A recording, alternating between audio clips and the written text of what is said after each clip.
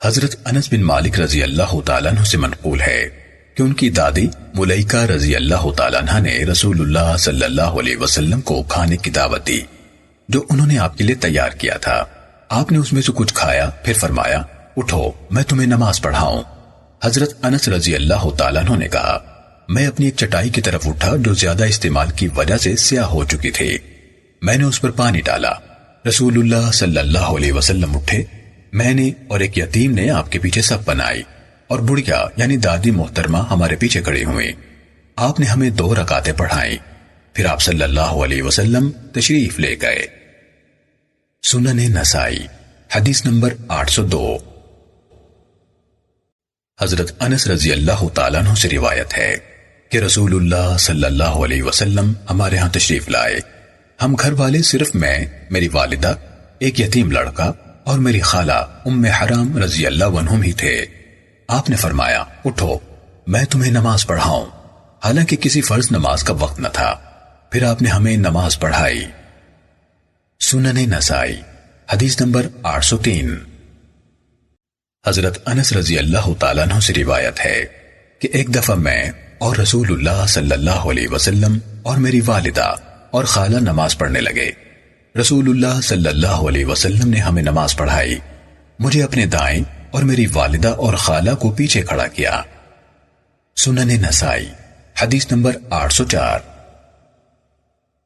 حضرت ابن عباس رضی اللہ تعالیٰ عنہما بیان کرتے ہیں کہ میں نے نبی صلی اللہ علیہ وسلم کے ساتھ کھڑے ہو کر نماز پڑھی اور حضرت عائشہ رضی اللہ تعالیٰ عنہا ہمارے پیچھے کھڑی ہوئی۔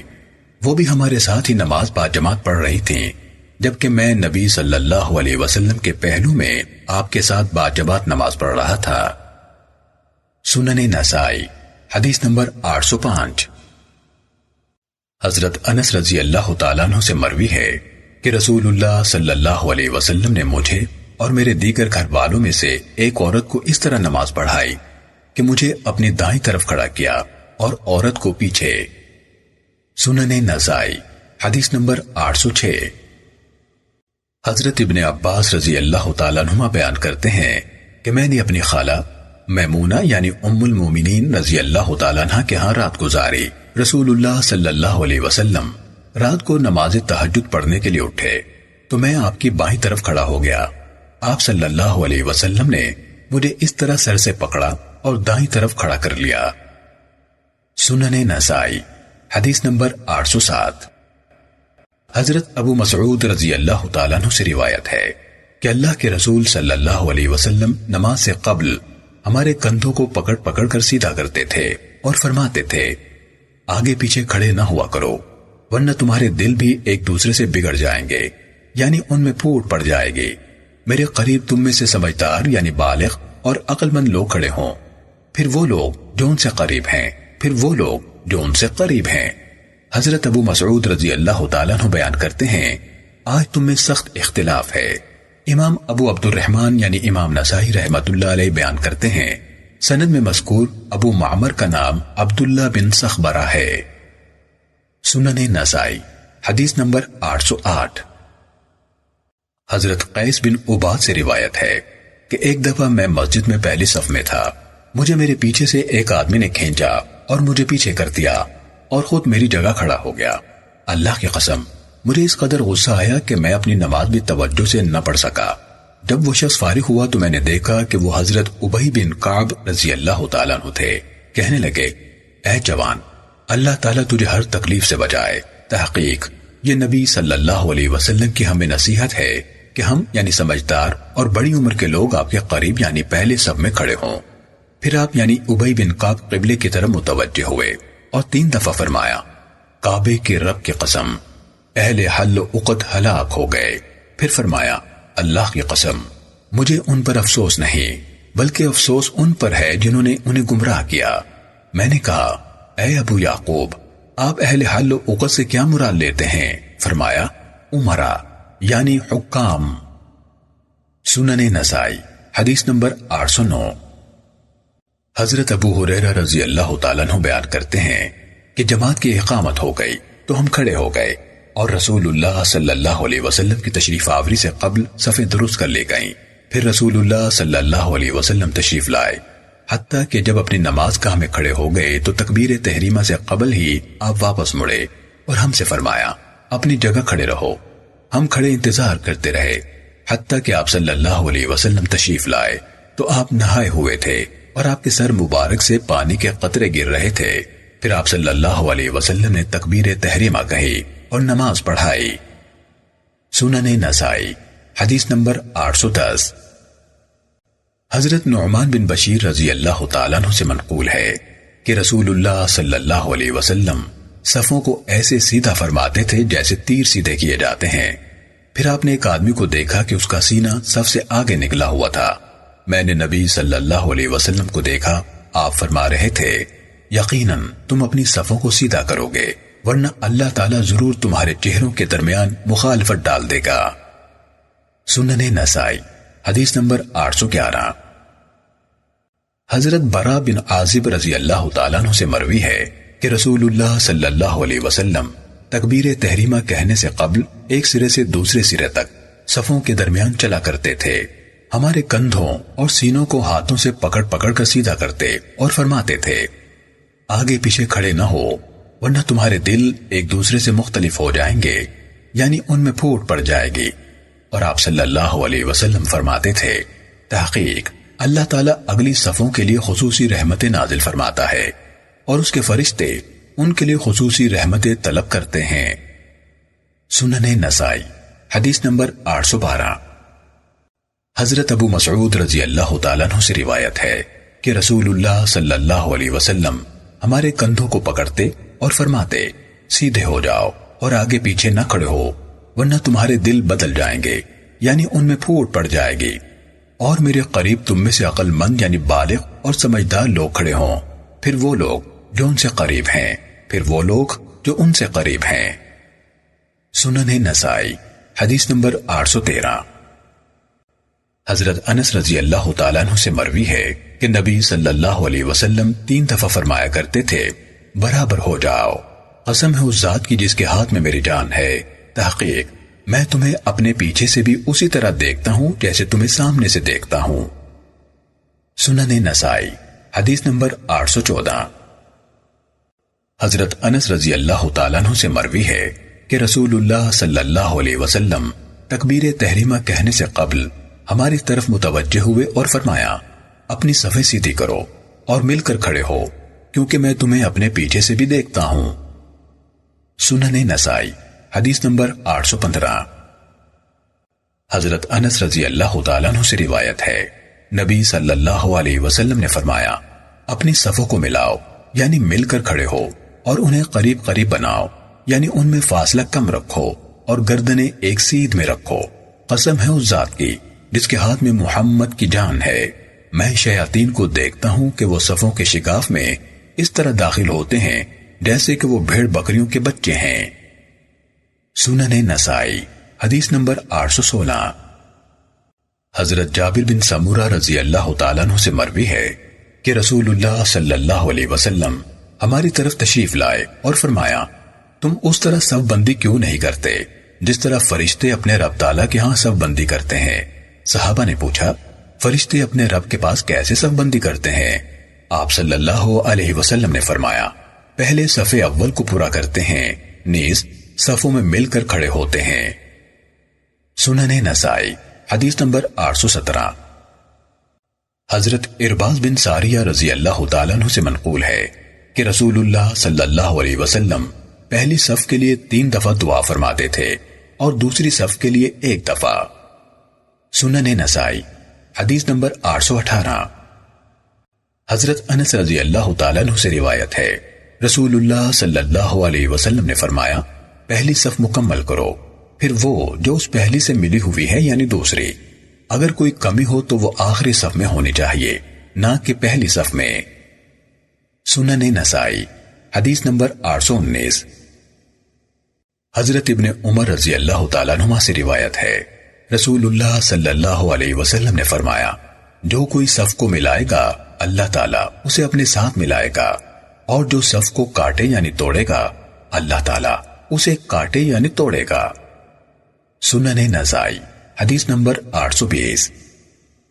حضرت ابو ہریرہ رضی اللہ تعالیٰ عنہ سے مروی ہے، رسول اللہ صلی اللہ علیہ وسلم نے فرمایا، مردوں کی بہترین صف پہلی صف ہے اور بدترین صف آخری صف ہے، اور عورتوں کی بہترین صف آخری صف ہے اور بدترین صف پہلی صف ہے، یعنی جو مردوں سے ملی ہوئی ہو۔ سنن نسائی حدیث نمبر 821۔ حضرت عبد الحمید بن محمود بیان کرتے ہیں کہ ہم حضرت انس رضی اللہ تعالیٰ عنہ کے ساتھ تھے۔ ہم نے حکام میں سے ایک حاکم کے ساتھ نماز پڑھی، لوگوں نے ہمیں دھکیل دیا حتیٰ کہ ہم کھڑے ہوئے اور دو ستونوں کے درمیان نماز پڑھی۔ حضرت انس رضی اللہ تعالیٰ عنہ ستونوں والی صف سے پیچھے ہٹنے لگے اور فرمایا، ہم رسول اللہ صلی اللہ علیہ وسلم کے زمانے میں اس یعنی ستونوں کے درمیان صف بنانے سے بچا کرتے تھے۔ سنن نسائی حدیث نمبر 822۔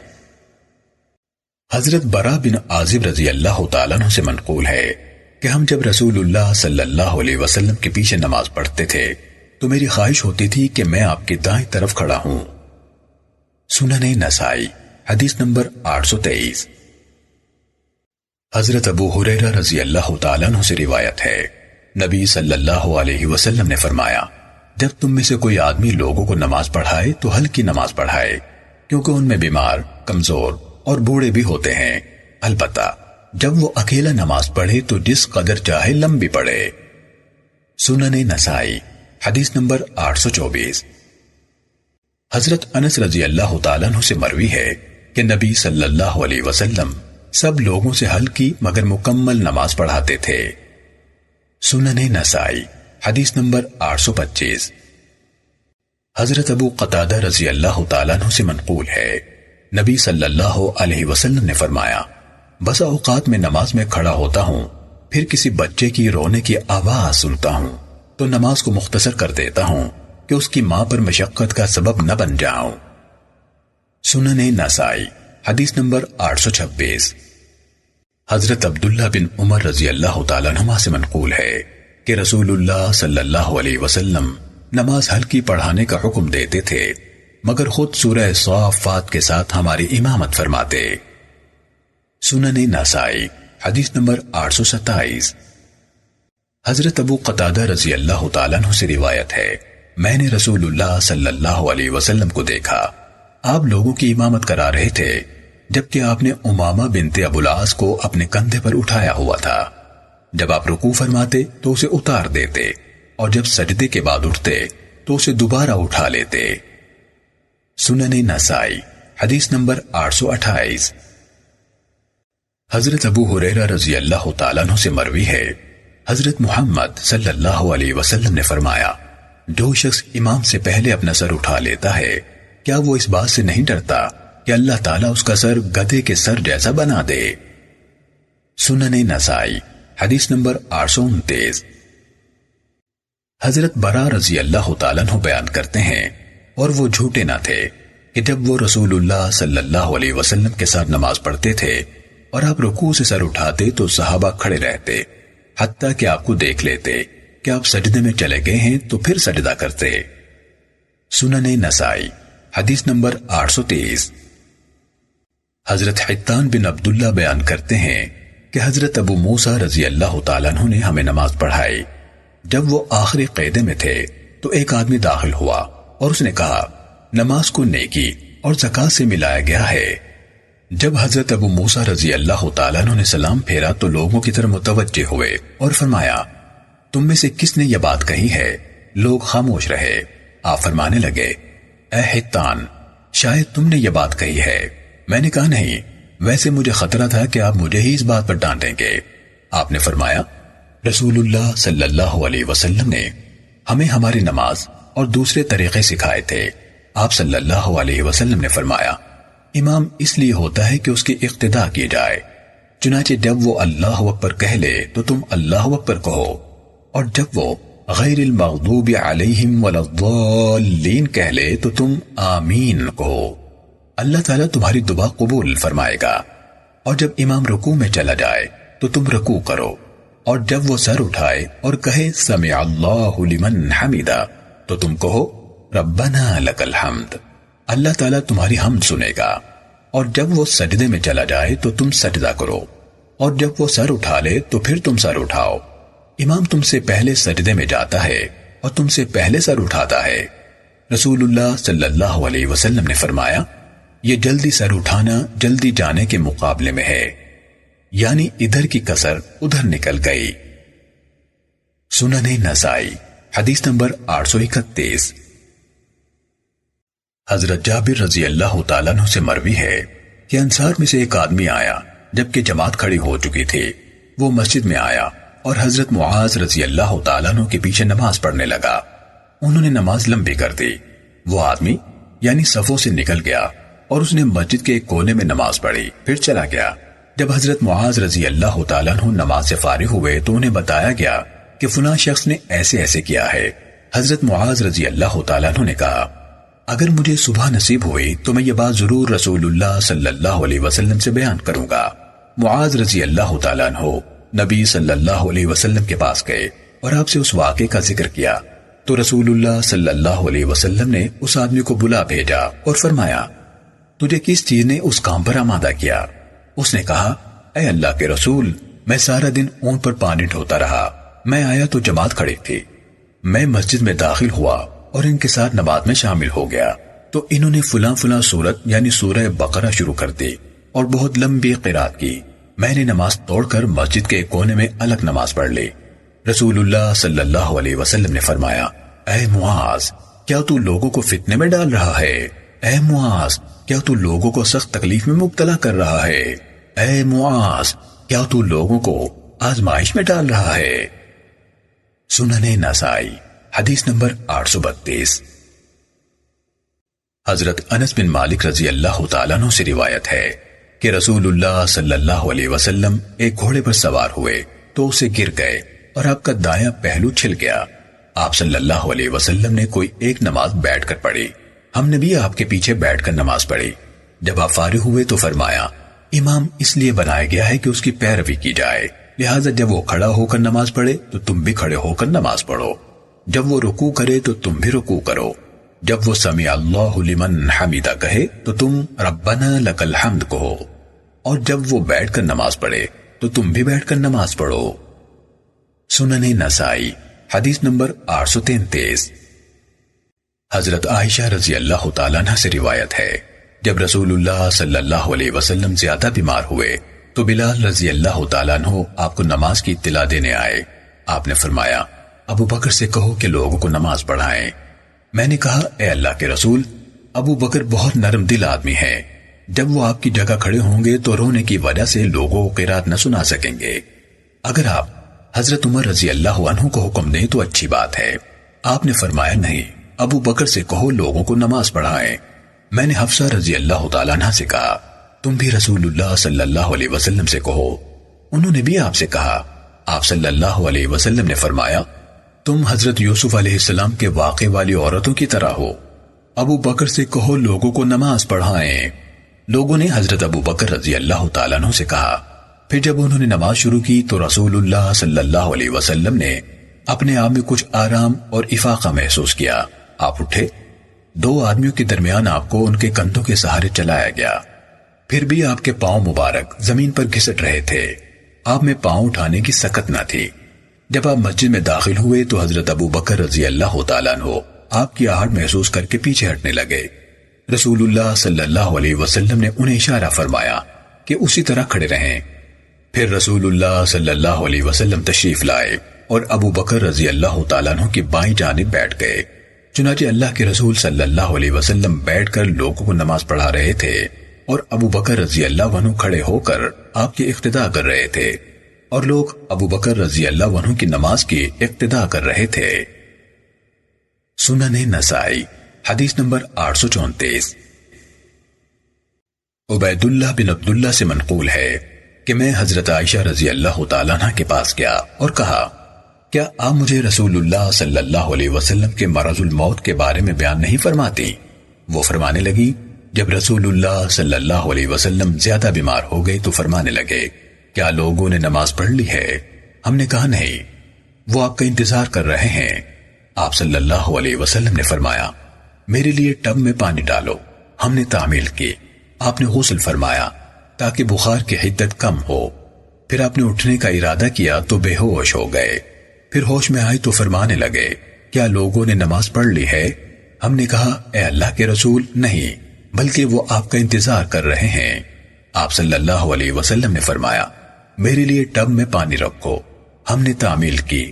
آپ نے پھر غسل کیا اور اٹھنے کا ارادہ کیا، مگر دوبارہ بے ہوش ہو گئے۔ پھر تیسری دفعہ بھی ایسے ہی فرمایا۔ حضرت عائشہ رضی اللہ تعالیٰ عنہ نے کہا، لوگ مسجد میں بیٹھے عشاء کی نماز کے لیے رسول اللہ صلی اللہ علیہ وسلم کا انتظار کر رہے تھے۔ آخر رسول اللہ صلی اللہ علیہ وسلم نے حضرت ابو بکر رضی اللہ تعالیٰ عنہ کو پیغام بھیج دیا کہ لوگوں کو نماز پڑھائیں۔ قاصد ان کے پاس آیا اور کہنے لگا، رسول اللہ صلی اللہ علیہ وسلم آپ کو حکم دے رہے ہیں کہ لوگوں کو نماز پڑھاؤ۔ حضرت ابو بکر رضی اللہ تعالیٰ عنہ نرم دل آدمی تھے، کہنے لگے، اے عمر، تم نماز پڑھاؤ۔ انہوں نے کہا، آپ ہی اس اعزاز یعنی امامت کے سب سے زیادہ حقدار ہیں۔ پھر ان دنوں میں حضرت ابو بکر رضی اللہ تعالیٰ عنہ نے نمازیں پڑھائیں۔ پھر رسول اللہ صلی اللہ علیہ وسلم نے اپنی طبیعت میں افاقہ محسوس کیا تو آپ نماز ظہر کے لیے 2 آدمیوں کے سہارے تشریف لائے۔ ان 2 آدمیوں میں سے ایک عباس رضی اللہ تعالیٰ عنہ تھے۔ جب آپ کو ابو بکر رضی اللہ تعالیٰ عنہ نے دیکھا تو وہ پیچھے ہٹنے لگے۔ اللہ کے رسول صلی اللہ علیہ وسلم نے انہیں اشارہ فرمایا کہ پیچھے نہ ہٹیں، اور آپ نے لانے والے ان 2 آدمیوں کو حکم دیا تو انہوں نے آپ کو ابو بکر رضی اللہ تعالیٰ عنہ کی بائیں جانب بٹھا دیا۔ حضرت ابو بکر رضی اللہ عنہ کھڑے ہو کر نماز پڑھتے رہے۔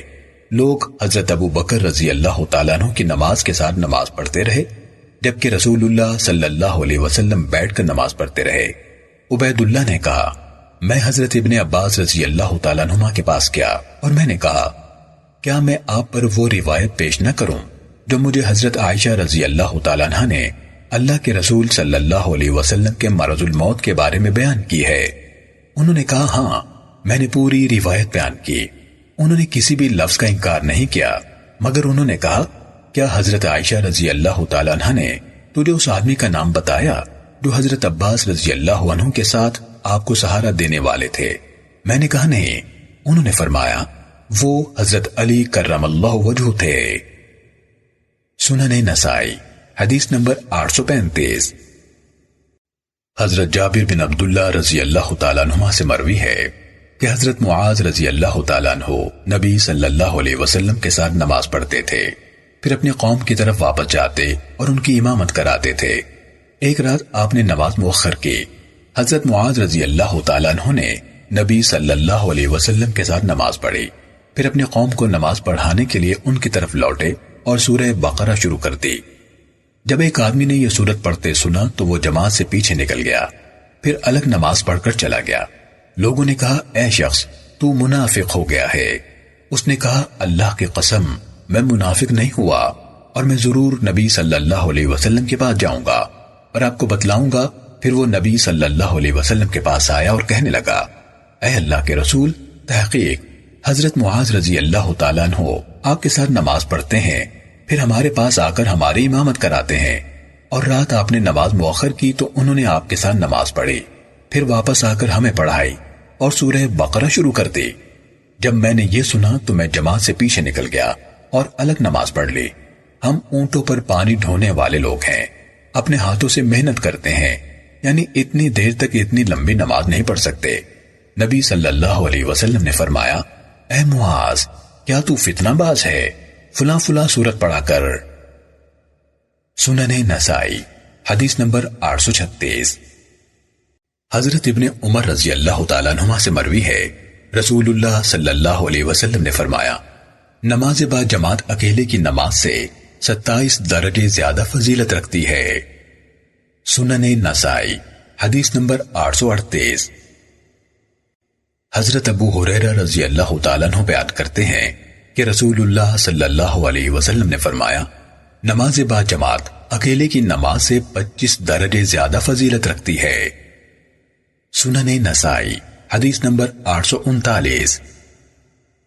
حضرت عائشہ رضی اللہ تعالیٰ عنہ سے روایت ہے، نبی صلی اللہ علیہ وسلم نے فرمایا، نماز با جماعت اکیلی کی نماز سے 25 درجے زیادہ فضیلت رکھتی ہے۔ سنن نسائی حدیث نمبر 840۔ حضرت ابو سعید خدری رضی اللہ تعالیٰ عنہ سے روایت ہے، رسول اللہ صلی اللہ علیہ وسلم نے فرمایا، جب نمازی 3 آدمی ہوں تو ان میں سے ایک امامت کروائے، اور ان میں سے امامت کا زیادہ حقدار وہ ہے جو زیادہ قاری ہو۔ سنن نسائی حدیث نمبر 841۔ حضرت ابن عباس رضی اللہ تعالیٰ عنہما بیان کرتے ہیں کہ میں نے نبی صلی اللہ علیہ وسلم کی ایک جانب نماز پڑھی، اور حضرت عائشہ رضی اللہ تعالیٰ عنہ ہمارے ساتھ نماز پڑھ رہی تھیں، اور میں نبی صلی اللہ علیہ وسلم کے پہلو میں یعنی دائیں جانب آپ کے ساتھ نماز پڑھ رہا تھا۔ سنن نسائی حدیث نمبر 842۔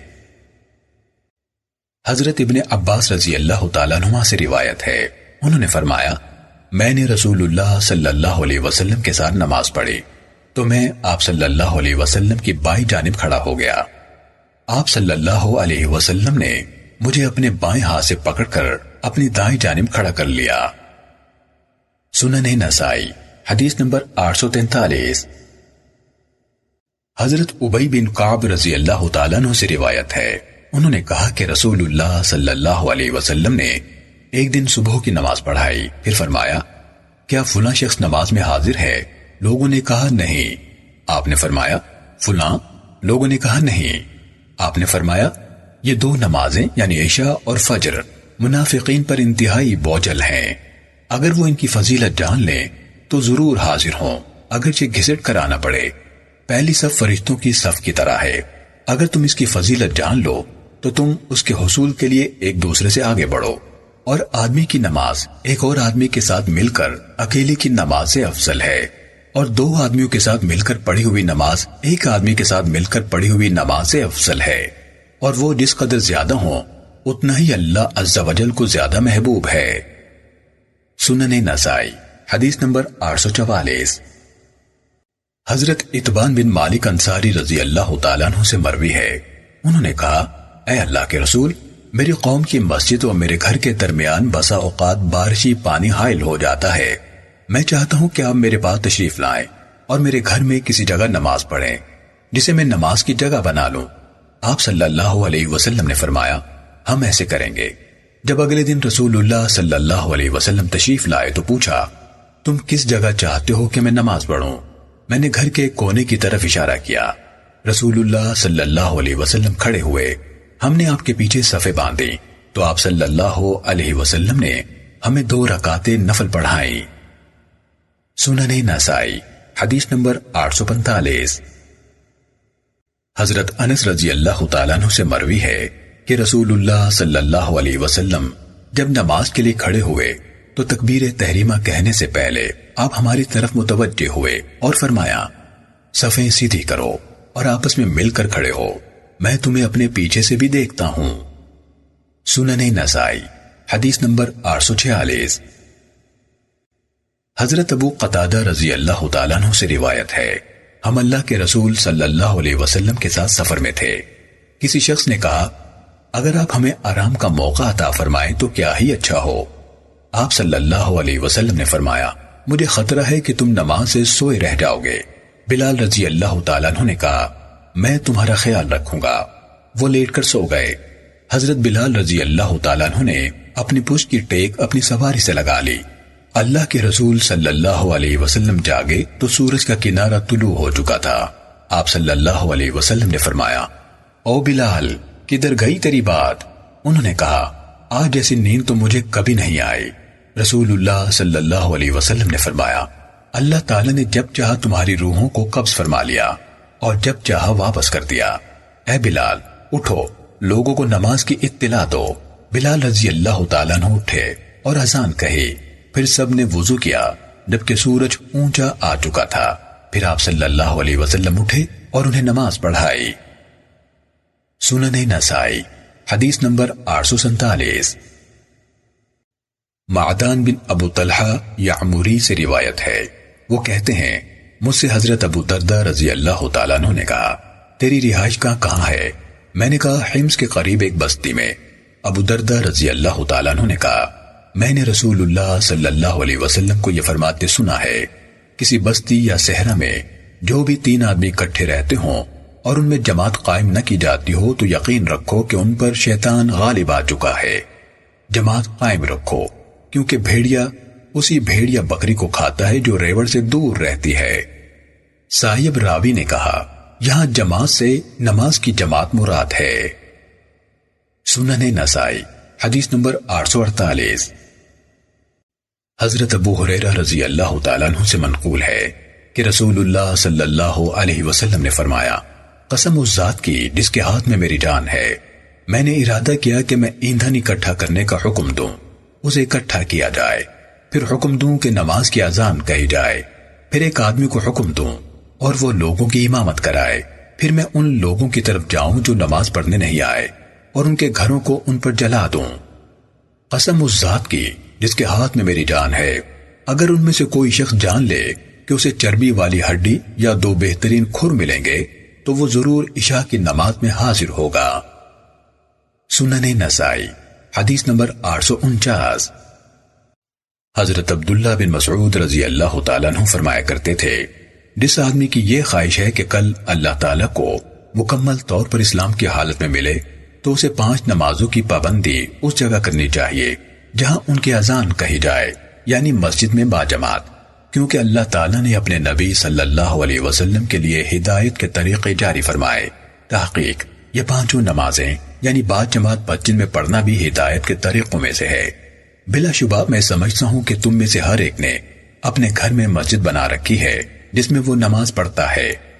اس طرح اگر تم گھروں میں فرض نماز پڑھتے رہے اور مسجدوں میں جانا چھوڑ دیا تو تم اپنے نبی کا معروف طریقہ چھوڑ بیٹھو گے، اور اگر تم نے نبی کا طریقہ چھوڑ دیا تو تم گمراہ ہو جاؤ گے۔ جو بھی مسلمان آدمی وضو کرتا ہے اور اچھا وضو کرتا ہے پھر وہ نماز کے لیے چل کر جاتا ہے تو اللہ تعالیٰ اس کے ہر قدم کے عوض جو وہ اٹھاتا ہے ایک نیکی لکھ دیتا ہے، یا اس کی بنا پر ایک درجہ بلند فرما دیتا ہے، یا اس کی کوئی نہ کوئی غلطی معاف فرما دیتا ہے۔ مجھے بخوبی یاد ہے کہ ہم اس وجہ سے قریب قریب قدم رکھا کرتے تھے، اور واللہ مجھے اچھی طرح یاد ہے کہ آپ کے دور اقدس میں نماز سے کوئی شخص پیچھے نہیں رہتا تھا مگر وہ منافق جس کا نفاق ہر ایک کو معلوم تھا۔ اللہ کی قسم میں نے اس دور مبارک میں دیکھا کہ ایک آدمی کو 2 آدمیوں کے سہارے چلا کر مسجد میں لایا جاتا تھا، حتیٰ کہ اسے صف میں کھڑا کر دیا جاتا۔ سنن نسائی حدیث نمبر 850۔ حضرت ابو ہریرہ رضی اللہ تعالیٰ عنہ سے مروی ہے کہ ایک نابینا آدمی رسول اللہ صلی اللہ علیہ وسلم کے پاس آیا اور کہنے لگا، مجھے کوئی ہاتھ پکڑ کر چلانے والا نہیں جو مجھے مسجد میں نماز کے لیے لائے، اور اس نے آپ سے گزارش کی کہ اسے گھر میں نماز پڑھنے کی اجازت دی جائے۔ آپ صلی اللہ علیہ وسلم نے اسے اجازت دے دی۔ جب وہ واپس جانے کے لیے مڑا تو آپ نے فرمایا، تم اذان سنتے ہو؟ اس نے کہا، جی ہاں۔ آپ نے فرمایا، پھر نماز کے لیے ضرور آؤ۔ سنن نسائی حدیث نمبر 851۔ حضرت ابن ام مکتوم رضی اللہ تعالیٰ عنہ سے روایت ہے، انہوں نے کہا، اے اللہ کے رسول، تحقیق مدینہ منورہ میں زہریلے کیڑے مکوڑے اور درندے بہت ہیں، لہٰذا مجھے گھر میں نماز پڑھنے کی اجازت دیجیے۔ آپ صلی اللہ علیہ وسلم نے فرمایا، کیا تم حی علی الصلاۃ اور حی علی الفلاح کی ندا سنتے ہو؟ انہوں نے کہا، جی ہاں۔ آپ نے فرمایا، پھر ضرور آؤ، اور آپ نے انہیں گھر میں فرض نماز پڑھنے کی رخصت نہیں دی۔ سنن نسائی حدیث نمبر 852۔ حضرت عروہ سے روایت ہے کہ حضرت عبداللہ بن ارقم رضی اللہ تعالیٰ عنہ اپنے ساتھیوں کو جماعت کراتے تھے۔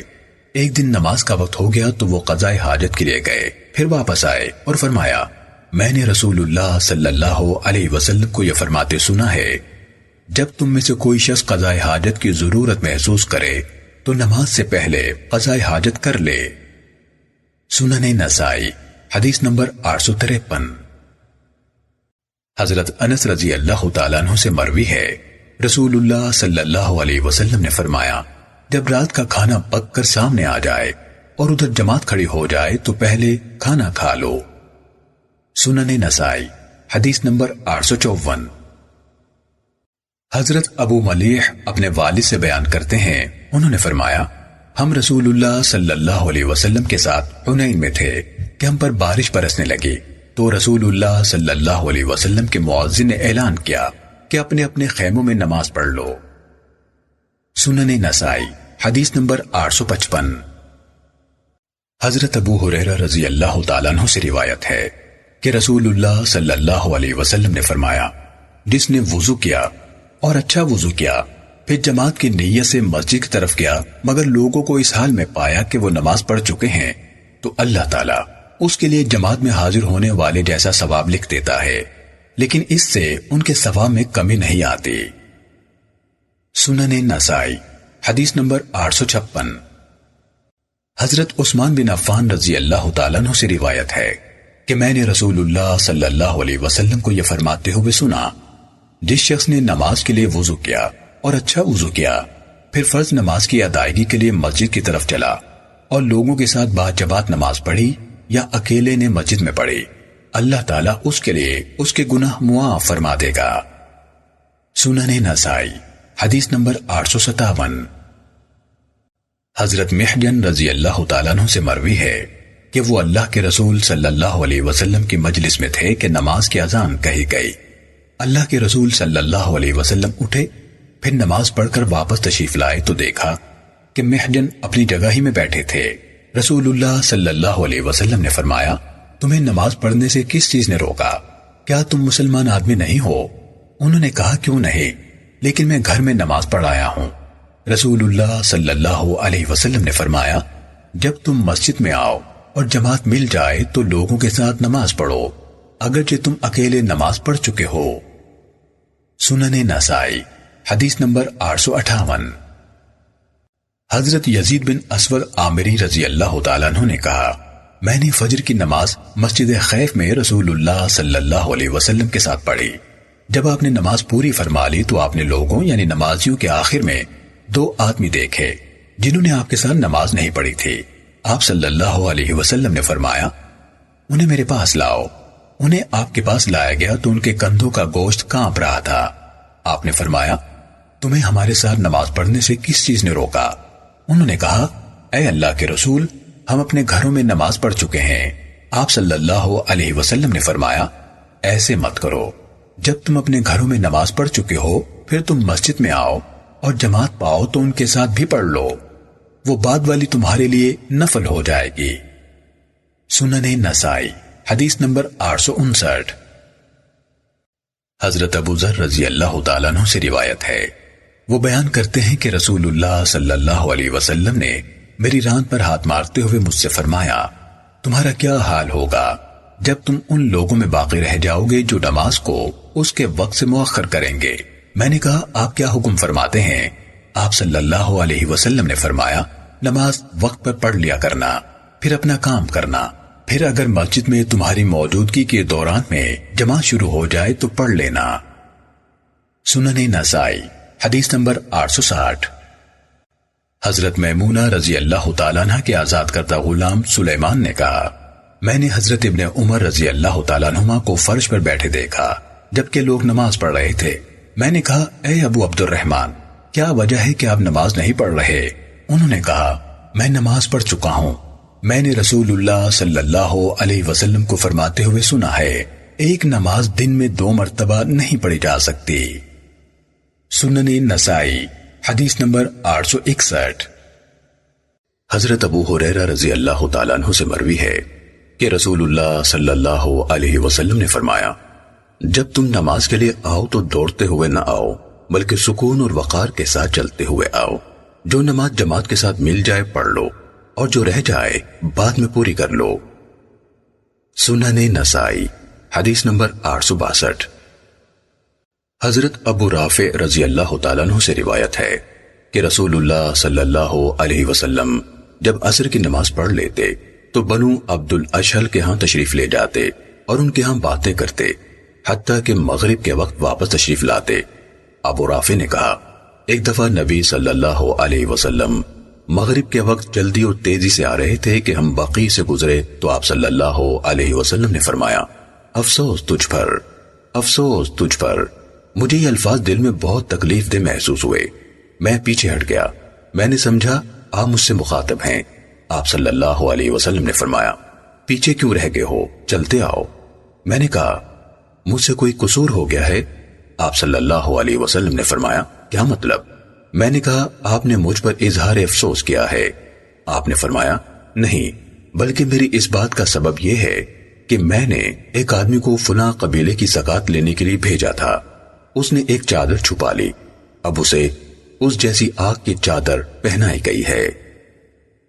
سنن نسائی حدیث نمبر 863۔ حضرت ابو رافع رضی اللہ تعالیٰ عنہ سے یہ روایت دوسری سند کے ساتھ بھی اوپر والی روایت کے ہم معنی منقول ہے۔ سنن نسائی حدیث نمبر 864۔ حضرت ابو ہریرہ رضی اللہ تعالیٰ عنہ سے روایت ہے کہ رسول اللہ صلی اللہ علیہ وسلم نے فرمایا، نماز کے لیے جلدی آنے والے کی مثال اس شخص کی طرح ہے جو ایک اونٹ صدقہ کرتا ہے، پھر جو اس کے بعد آتا ہے وہ اس شخص کی طرح ہے جو گائے صدقہ کرتا ہے، پھر اس کے بعد آنے والا اس شخص کی طرح ہے جو ایک مینڈھا صدقہ کرتا ہے، پھر جو اس کے بعد آتا ہے وہ اس شخص کی طرح ہے جو مرغی صدقہ کرتا ہے، پھر جو اس کے بعد آتا ہے وہ اس شخص کی طرح ہے جو انڈا صدقہ کرتا ہے۔ سنن نسائی حدیث نمبر 865۔ حضرت ابو ہریرہ رضی اللہ تعالیٰ عنہ سے روایت ہے کہ رسول اللہ صلی اللہ علیہ وسلم نے فرمایا، جب نماز کی اقامت ہو جائے تو اس با جماعت فرض کے علاوہ کوئی اور نماز نہیں۔ سنن نسائی حدیث نمبر 866۔ حضرت ابو ہریرہ رضی اللہ تعالیٰ عنہ سے مروی ہے، نبی صلی اللہ علیہ وسلم نے فرمایا، جب نماز کی اقامت ہو جائے تو فرض نماز کے علاوہ کوئی نماز نہیں۔ سنن نسائی حدیث نمبر 867۔ حضرت ابن بحینہ رضی اللہ تعالیٰ عنہ سے منقول ہے کہ صبح کی نماز کی اقامت ہوئی تو رسول اللہ صلی اللہ علیہ وسلم نے ایک شخص کو نماز پڑھتے دیکھا، جبکہ مؤذن اقامت کہہ رہا تھا۔ آپ صلی اللہ علیہ وسلم نے فرمایا، تو صبح کی نماز 4 رکعت پڑھے گا۔ سنن نسائی حدیث نمبر 868۔ حضرت عبداللہ بن سرجس رضی اللہ تعالیٰ عنہ بیان کرتے ہیں کہ رسول اللہ صلی اللہ علیہ وسلم صبح کی نماز پڑھا رہے تھے کہ ایک آدمی آیا، اس نے 2 رکعتیں پڑھی، پھر نماز میں شامل ہوا۔ جب رسول اللہ صلی اللہ علیہ وسلم نماز سے فارغ ہوئے تو آپ نے فرمایا، او فلاں، تیری کون سی نماز معتبر ہے، وہ جو تو نے ہمارے ساتھ پڑھی یا وہ جو تو نے اکیلے پڑھی؟ سنن نسائی حدیث نمبر 869۔ حضرت انس رضی اللہ تعالیٰ عنہ بیان کرتے ہیں کہ رسول اللہ صلی اللہ علیہ وسلم ہمارے گھر تشریف لائے، میں اور ہمارے ایک یتیم نے آپ کے پیچھے کھڑے ہو کر نماز پڑھی، اور ہماری والدہ حضرت ام سلیم رضی اللہ تعالیٰ عنہ نے ہمارے پیچھے نماز پڑھی۔ سنن نسائی حدیث نمبر 870۔ حضرت ابو بکرہ رضی اللہ تعالیٰ عنہ سے روایت ہے کہ وہ ایک دفعہ مسجد میں داخل ہوئے تو نبی صلی اللہ علیہ وسلم رکوع کی حالت میں تھے، چنانچہ انہوں نے صف سے پیچھے ہی رکوع کر لیا اور رکوع ہی کی حالت میں چل کر صف میں پہنچے۔ نبی صلی اللہ علیہ وسلم نے نماز کے بعد فرمایا، اللہ تعالیٰ تمہاری نیکی کی حرص میں اضافہ فرمائے، لیکن دوبارہ ایسے نہ کرنا۔ سنن نسائی حدیث نمبر 872۔ حضرت ابو ہریرہ رضی اللہ تعالیٰ عنہ سے روایت ہے کہ رسول اللہ صلی اللہ علیہ وسلم نے ایک دن نماز پڑھائی، سلام پھیر کر مڑے تو فرمایا، اے فلاں، تو اپنی نماز اچھی طرح نہیں پڑھتا، کیا نمازی خود غور نہیں کرتا کہ وہ کیسے نماز پڑھ رہا ہے؟ میں تمہیں پیچھے بھی ایسے دیکھتا ہوں جیسے میں آگے دیکھتا ہوں۔ سنن نسائی حدیث نمبر 873۔ حضرت ابن عمر رضی اللہ تعالیٰ عنہما سے روایت ہے کہ رسول اللہ صلی اللہ علیہ وسلم ظہر سے پہلے 2 رکعت اور بعد میں 2 رکعت پڑھتے تھے، اور مغرب کے بعد گھر میں 2 رکعت اور عشاء کے بعد 2 رکعت پڑھتے تھے، اور جمعے کے بعد نماز نہیں پڑھتے تھے حتیٰ کہ گھر جا کر 2 رکعت پڑھتے۔ سنن نسائی حدیث نمبر 874۔ حضرت عاصم بن زمرہ نے کہا کہ ہم نے حضرت علی رضی اللہ تعالیٰ عنہ سے رسول اللہ صلی اللہ علیہ وسلم کی نفل نماز کے بارے میں پوچھا تو انہوں نے فرمایا، تم میں سے کون اس کی طاقت رکھتا ہے؟ ہم نے کہا، اگر ہم کرنے کی طاقت نہیں رکھتے تو کم از کم سن تو لیں۔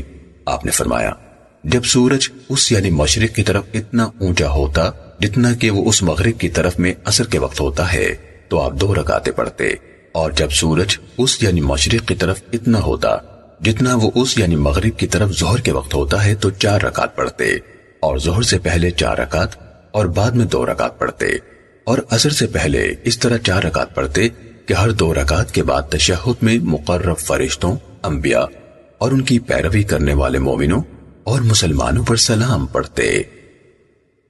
سنن نسائی حدیث نمبر 875۔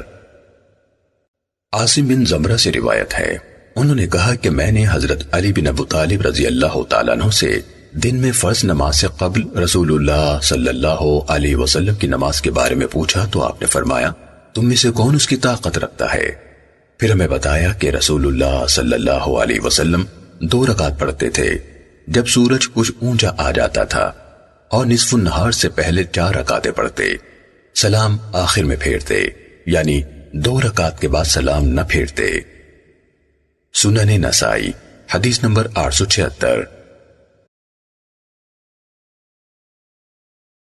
حضرت ابن عمر رضی اللہ تعالیٰ عنہما بیان کرتے ہیں کہ میں نے رسول اللہ صلی اللہ علیہ وسلم کو دیکھا جب آپ تکبیر تحریمہ کہتے تو اللہ اکبر کہتے وقت اپنے ہاتھ اٹھاتے حتیٰ کہ انہیں اپنے کندھوں کے برابر کرتے، پھر جب رکوع کی تکبیر کہتے تو اسی طرح کرتے، پھر جب سمع اللہ لمن حمیدہ کہتے تو پھر بھی ایسے ہی کرتے، اور ربنا ولک الحمد کہتے، اور جب سجدے کو جاتے یا سجدے سے سر اٹھاتے تو ایسے نہیں کرتے تھے۔ سنن نسائی حدیث نمبر 877۔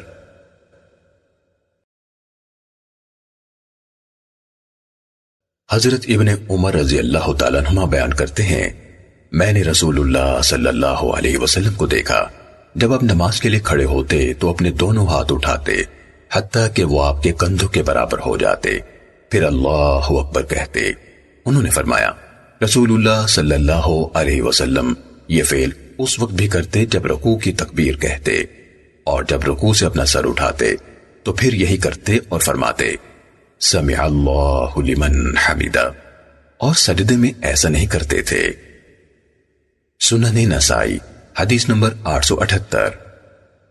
حضرت عبداللہ بن عمر رضی اللہ تعالیٰ عنہما سے منقول ہے کہ رسول اللہ صلی اللہ علیہ وسلم جب نماز شروع فرماتے تو اپنے کندھوں کے برابر ہاتھ اٹھاتے، اور جب رکوع کرتے اور جب رکوع سے سر اٹھاتے تو انہیں اسی طرح اٹھاتے اور فرماتے سمع اللہ لمن حمیدہ ربنا ولک الحمد، اور سجدوں میں ایسا نہیں کرتے تھے۔ سنن نسائی حدیث نمبر 879۔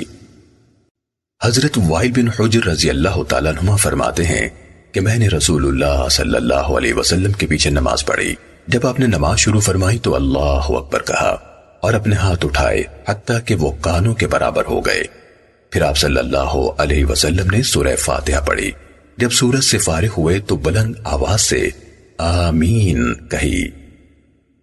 سنن نسائی حدیث نمبر 880۔ حضرت مالک بن حویرث رضی اللہ تعالیٰ عنہ سے روایت ہے، اور وہ نبی صلی اللہ علیہ وسلم کے صحابہ میں سے ہیں کہ رسول اللہ صلی اللہ علیہ وسلم جب نماز پڑھتے تو تکبیر تحریمہ کے وقت اپنے دونوں ہاتھ کانوں تک اٹھاتے، اور جب رکوع میں جانے کا ارادہ فرماتے اور جب رکوع سے سر اٹھاتے تو بھی رفع الیدین کرتے۔ سنن نسائی حدیث نمبر 881۔ حضرت مالک بن حویرث رضی اللہ تعالیٰ عنہ سے منقول ہے، انہوں نے فرمایا میں نے رسول اللہ صلی اللہ علیہ وسلم کو دیکھا، آپ جب نماز میں داخل ہوتے تو اپنے دونوں ہاتھ اٹھاتے، اور جب رکوع کرتے اور جب رکوع سے سر اٹھاتے اس وقت بھی ہاتھ اٹھاتے حتیٰ کہ وہ کانوں کے کناروں کے برابر ہو جاتے۔ سنن نسائی حدیث نمبر 882۔ حضرت سعید بن سمعان سے روایت ہے کہ حضرت ابو ہریرہ رضی اللہ تعالیٰ عنہ مسجد بنی زریق کی طرف آئے اور کہنے لگے 3 چیزیں ایسی ہیں جن پر رسول اللہ صلی اللہ علیہ وسلم عمل کرتے تھے لیکن لوگوں نے انہیں چھوڑ دیا ہے۔ آپ نماز میں اچھی طرح ہاتھ اٹھا کر رفع یدین کرتے تھے، آپ کچھ دیر خاموش رہا کرتے تھے، اور آپ صلی اللہ علیہ وسلم جب سجدہ کرتے یا سر اٹھاتے تو اللہ اکبر کہتے۔ سنن نسائی حدیث نمبر 884۔ حضرت ابو ہریرہ رضی اللہ تعالیٰ عنہ سے روایت ہے کہ رسول اللہ صلی اللہ علیہ وسلم مسجد میں تشریف لائے تو ایک اور آدمی بھی آیا اور اس نے نماز پڑھی۔ پھر وہ آیا اور اس نے رسول اللہ صلی اللہ علیہ وسلم کو سلام کیا۔ رسول اللہ صلی اللہ علیہ وسلم نے اسے جواب دیا اور فرمایا، واپس جا، پھر نماز پڑھ، تو نے نماز نہیں پڑھی۔ وہ واپس گیا، دوبارہ نماز پڑھی جیسے پہلے پڑھی تھی، اور نبی صلی اللہ علیہ وسلم کے پاس آیا اور سلام کیا۔ آپ نے فرمایا، وعلیکم السلام، واپس جا، پھر نماز پڑھ، تو نے نماز نہیں پڑھی۔ اس آدمی نے 3 دفعہ ایسے ہی کیا۔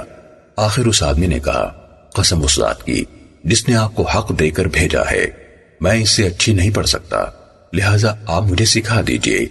آپ صلی اللہ علیہ وسلم نے فرمایا، جب تو نماز کے لیے کھڑا ہو تو سب سے پہلے اللہ اکبر کہے، پھر جس قدر تو قرآن پڑھ سکے پڑھ، پھر رکوع کر حتیٰ کہ تجھے رکوع میں اطمینان نصیب ہو، پھر سر اٹھا حتیٰ کہ سیدھا کھڑا ہو جائے، پھر سجدہ کر حتیٰ کہ سجدے میں تجھے اطمینان حاصل ہو، پھر سر اٹھا حتیٰ کہ تو اطمینان سے بیٹھ جائے، پھر اپنی ساری نماز میں اسی طرح کر۔ سنن نسائی حدیث نمبر 885۔ حضرت ابن عمر رضی اللہ تعالیٰ عنہما سے مروی ہے کہ ایک آدمی نے نبی صلی اللہ علیہ وسلم کے پیچھے نماز پڑھی اور کہا، اللہ اکبر کبیرہ والحمد للہ کثیرہ وسبحان اللہ بکرۃ واصیلا، یعنی اللہ سب سے بڑا ہے، بہت بڑا، اور ہر تعریف اللہ کے لیے ہے بے انتہا، اور صبح و شام اللہ ہی کی پاکیزگی بیان ہوتی ہے۔ نبی صلی اللہ علیہ وسلم نے فرمایا، یہ کلمات کس نے کہے تھے؟ ایک آدمی نے کہا، اے اللہ کے نبی، میں نے۔ آپ صلی اللہ علیہ وسلم نے فرمایا، اللہ کی قسم 12 فرشتے بیک وقت ان کلمات کی طرف لپکے تھے، یعنی ہر ایک کی خواہش تھی کہ وہ ان کلمات کو اللہ کے حضور پیش کرے۔ سنن نسائی حدیث نمبر 886۔ حضرت ابن عمر رضی اللہ تعالیٰ عنہما سے روایت ہے کہ ایک دفعہ ہم رسول اللہ صلی اللہ علیہ وسلم کے ساتھ نماز پڑھ رہے تھے تو لوگوں میں سے ایک آدمی نے کہا، اللہ اکبر کبیرہ والحمد للہ کثیرہ وسبحان اللہ بکرۃ واصیلا، یعنی نماز کے بعد رسول اللہ صلی اللہ علیہ وسلم نے فرمایا، فلاں کلمات کس شخص نے کہے تھے؟ ایک آدمی نے کہا، اے اللہ کے رسول، میں نے۔ آپ نے فرمایا، مجھے ان پر بہت تعجب ہوا، ان کے لیے آسمان کے سب دروازے کھول دیے گئے۔ حضرت ابن عمر رضی اللہ تعالیٰ عنہ نے کہا، جب سے میں نے رسول اللہ صلی اللہ علیہ وسلم کو یہ فرماتے سنا ہے، اس وقت سے میں نے اس دعا کو نہیں چھوڑا۔ سنن نسائی حدیث نمبر 887۔ حضرت وائل بن حجر رضی اللہ تعالیٰ عنہ سے منقول ہے کہ میں نے رسول اللہ صلی اللہ علیہ وسلم کو دیکھا، جب آپ نماز میں کھڑے ہوتے تو اپنے دائیں ہاتھ کو بائیں پر رکھ کر اسے پکڑتے۔ سنن نسائی حدیث نمبر 888۔ حضرت ابن مسعود رضی اللہ تعالیٰ عنہ سے مروی ہے کہ نبی صلی اللہ علیہ وسلم نے مجھے نماز میں اس حالت میں دیکھا کہ میں نے اپنا بایاں ہاتھ دائیں ہاتھ پر رکھا ہوا تھا، تو آپ صلی اللہ علیہ وسلم نے میرا دایاں ہاتھ پکڑا اور اسے بائیں پر رکھ دیا۔ سنن نسائی حدیث نمبر 889۔ حضرت وائل بن حجر رضی اللہ تعالیٰ عنہ سے روایت ہے کہ ایک دفعہ میں نے اپنے دل میں کہا، میں ضرور رسول اللہ صلی اللہ علیہ وسلم کی نماز کو غور سے دیکھوں گا کہ آپ کیسے نماز پڑھتے ہیں۔ چنانچہ میں نے توجہ سے آپ کی طرف دیکھا، آپ کھڑے ہوئے، اللہ اکبر کہا اور اپنے دونوں ہاتھ اٹھائے حتیٰ کہ وہ آپ کے کانوں کے برابر ہو گئے۔ پھر آپ نے اپنا دایاں ہاتھ اپنے بائیں ہاتھ کی ہتھیلی، جوڑ اور کلائی پر رکھا۔ پھر جب آپ نے رکوع کرنے کا ارادہ فرمایا تو آپ نے اسی یعنی پہلے رفع الیدین کی طرح ہاتھ اٹھائے اور آپ نے اپنے ہاتھ اپنے گھٹنوں پر رکھے۔ پھر جب آپ نے رکوع کرنے کا ارادہ فرمایا تو آپ نے اسی طرح یعنی پہلے رفع الیدین کی طرح ہاتھ اٹھائے اور آپ نے اپنے ہاتھ اپنے گھٹنوں پر رکھے۔ پھر جب آپ نے اپنا سر اٹھایا تو اسی طرح رفع الیدین کیا، پھر سجدہ کیا تو اپنے دونوں ہاتھوں کو اپنے کانوں کے برابر رکھا، پھر بیٹھے اور اپنا بایاں پاؤں بچھایا اور اپنی بائیں ہتھیلی اپنی بائیں ران اور گھٹنے پر رکھی اور اپنی دائیں کوہنی کا کنارہ اپنی دائیں ران پر رکھا، پھر ہاتھ کی 2 انگلیاں بند کیں اور درمیانی انگلی اور انگوٹھے سے حلقہ بنایا، پھر اپنی تشہد کی انگلی کو اٹھایا، چنانچہ میں نے دیکھا آپ اسے حرکت دیتے تھے، اس کے ساتھ دعا کرتے تھے۔ سنن نسائی حدیث نمبر 890۔ حضرت ابو ہریرہ رضی اللہ تعالیٰ عنہ سے روایت ہے کہ نبی صلی اللہ علیہ وسلم نے نماز میں کوک پر ہاتھ رکھنے سے منع فرمایا ہے۔ سنن نسائی حدیث نمبر 891۔ حضرت زیاد بن صبیح نے کہا میں نے حضرت ابن عمر رضی اللہ تعالیٰ عنہ کے پہلو میں نماز پڑھی اور میں نے اپنا ہاتھ اپنی کوک پر رکھ لیا، انہوں نے اپنا ہاتھ مارا یعنی اشارہ کیا۔ جب میں نماز سے فارغ ہوا تو میں نے ایک آدمی سے پوچھا یہ کون ہے؟ انہوں نے کہا عبداللہ بن عمر ہے۔ میں نے کہا اے ابو عبد الرحمن آپ کو مجھ سے کیا شکایت تھی؟ انہوں نے فرمایا یہ حالت سولی پر لٹکائے ہوئے شخص کی ہے اور اللہ کے رسول صلی اللہ علیہ وسلم نے ہمیں اسے منع فرمایا ہے۔ سنن نسائی حدیث نمبر 892۔ حضرت ابو ہریرہ رضی اللہ تعالیٰ عنہ سے روایت ہے کہ رسول اللہ صلی اللہ علیہ وسلم جب نماز شروع فرماتے تو کچھ دیر خاموش رہتے۔ سنن نسائی حدیث نمبر 895۔ حضرت ابو ہریرہ رضی اللہ تعالیٰ عنہ سے مروی ہے کہ رسول اللہ صلی اللہ علیہ وسلم جب نماز شروع فرماتے تو تھوڑی دیر خاموش رہتے۔ میں نے کہا میرے ماں باپ آپ پر قربان، اے اللہ کے رسول آپ تکبیر تحریمہ اور قرات کے درمیان خاموشی کے دوران میں کیا پڑھتے ہیں؟ آپ صلی اللہ علیہ وسلم نے فرمایا میں یہ پڑھتا ہوں اللہم باعد بینی یہاں سے لے کر والبرد یہاں تک، یعنی اے اللہ میرے اور میری غلطیوں کے درمیان اتنا فاصلہ فرما دے جتنا تو نے مشرق اور مغرب کے درمیان کیا ہے۔ اے اللہ مجھے میری غلطیوں سے اس طرح پاک اور صاف فرما جیسے سفید کپڑا میل کچیل سے صاف کیا جاتا ہے۔ اے اللہ مجھے غلطیوں سے برف، پانی اور اولوں سے دھو دے۔ سنن نسائی حدیث نمبر 896۔ حضرت جابر بن عبداللہ رضی اللہ تعالیٰ عنہما سے مروی ہے کہ نبی صلی اللہ علیہ وسلم جب نماز شروع فرماتے تو اللہ اکبر کہتے، پھر فرماتے ان صلاتی و نسکی و محیایا یہاں سے لے کر لا یقی سیئہا الا انت یہاں تک، یعنی یقیناً میری نماز، میری دیگر عبادات، میری زندگی اور میری موت صرف اللہ کے لیے ہے جو سارے جہانوں کا پالنے والا ہے، اس کا کوئی شریک نہیں۔ اسی چیز کا مجھے حکم دیا گیا ہے اور میں فرما برداروں میں سے ہوں۔ اے اللہ مجھے اچھے اعمال اور اچھے اخلاق کی رہنمائی نصیب فرما، یقیناً ان کی طرف تیرے سوا کوئی رہنمائی نہیں کر سکتا، اور مجھے برے اعمال اور برے اخلاق سے بچا، یقیناً تیرے سوا کوئی ان سے بچا نہیں سکتا۔ سنن نسائی حدیث نمبر 897۔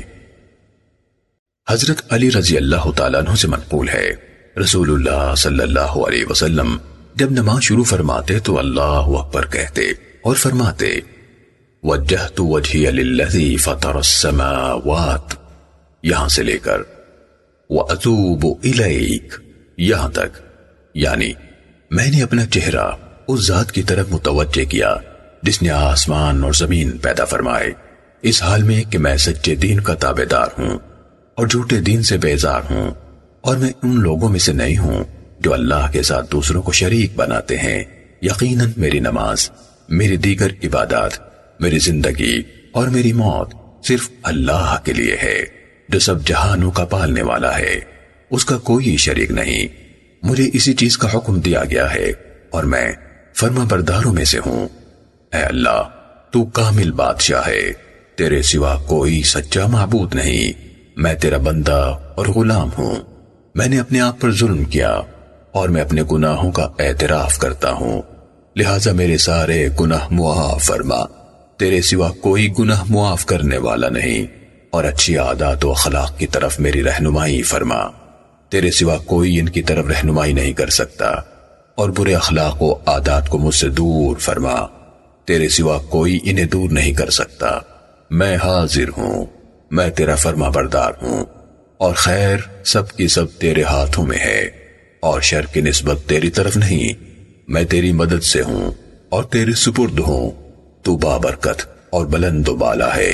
میں تجھ سے بخشش طلب کرتا ہوں اور تیری طرف رجوع کرتا ہوں۔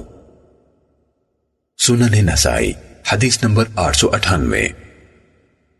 حضرت محمد بن مسلمہ رضی اللہ تعالیٰ عنہ سے روایت ہے کہ رسول اللہ صلی اللہ علیہ وسلم جب نفل نماز پڑھنے کے لیے کھڑے ہوتے تو اللہ اکبر کہتے، پھر کہتے وجہت وجہیہ یہاں سے لے کر سبحانک وبحمدک یہاں تک، یعنی میں نے اپنا چہرہ اس ذات کی طرف متوجہ کیا جس نے آسمانوں اور زمین کو پیدا کیا، سب کچھ چھوڑ کر اسی کا ہو چکا ہوں، اسی کا فرما بردار ہوں اور مشرک نہیں۔ یقیناً میری نماز، میری دیگر عبادات، میری زندگی اور میری موت اللہ رب العالمین کے لیے ہے، اس کا کوئی شریک نہیں، اور مجھے اسی بات کا حکم دیا گیا ہے، اور میں سب سے پہلا مسلمان ہوں۔ اے اللہ، تو ہے حقیقی بادشاہ، تیرے سوا کوئی سچا معبود نہیں، تو ہر قسم کے نقائص و عیوب سے پاک ہے اور سب تعریفوں کا مالک ہے۔ پھر قرات فرماتے۔ سنن نسائی حدیث نمبر 899۔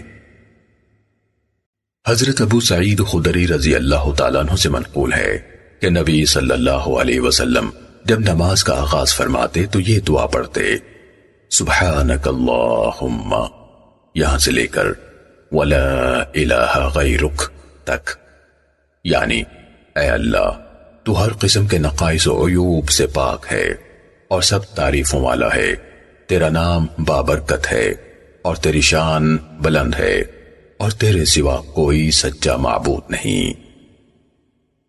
سنن نسائی حدیث نمبر 900۔